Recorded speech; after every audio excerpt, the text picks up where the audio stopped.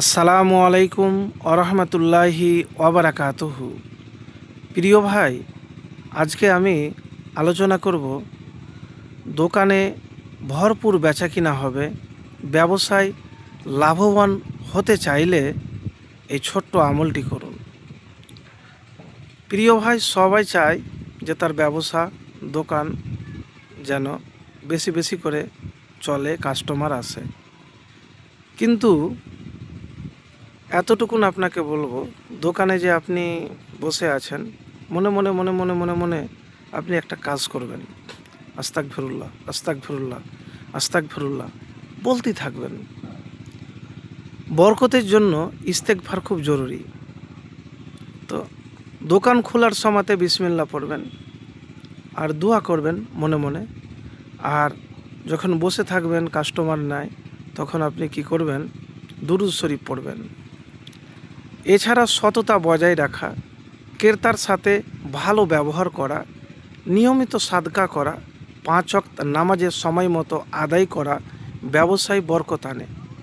হয়তো ধোঁকা দিয়ে সাময়িকের জন্য হয়তো উঁচুতে উঠবেন, কিন্তু এটা চিরস্থায়ী নয়। ধোঁকা দিয়ে কোনদিন চলে না।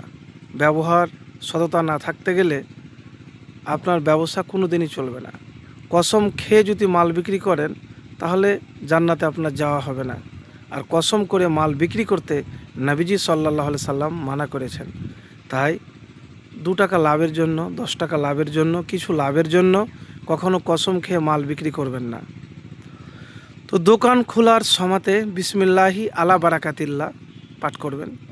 আর রাতের বেলাতে আপনি সূরা ওয়াকিয়া পাঠ করবেন, বা যদি সূরা ওয়াকিয়া না পারেন তাহলে ইস্তেগফার করবেন, দোয়া করবেন। আর দোকান পরিষ্কার রাখা, কোনো প্রকার ধোঁকাবাজি না করা, ন্যায্য মূল্য নেওয়া। আর একটি মনে রাখবেন যে মালের প্রতি বেশি লাভ না করে সেলের প্রতি লাভ করবেন। মানে ধরেন আপনি একটা মালের প্রতি 5 টাকা লাভ করছেন, কিন্তু ওটা না করে আপনি সেল মানে গ্রাহক কিভাবে আসবে সেটা আপনাকে প্রেজেন্ট মাইন্ড, উপস্থিত বুদ্ধি কাজে লাগাতে হবে। আর শেষের বেলাতে আপনাকে এতটুকুন বলবো, দোকানে কাস্টমার কম থাকলে, বেচা কিনা কম হলে ধৈর্য হারাবেন না।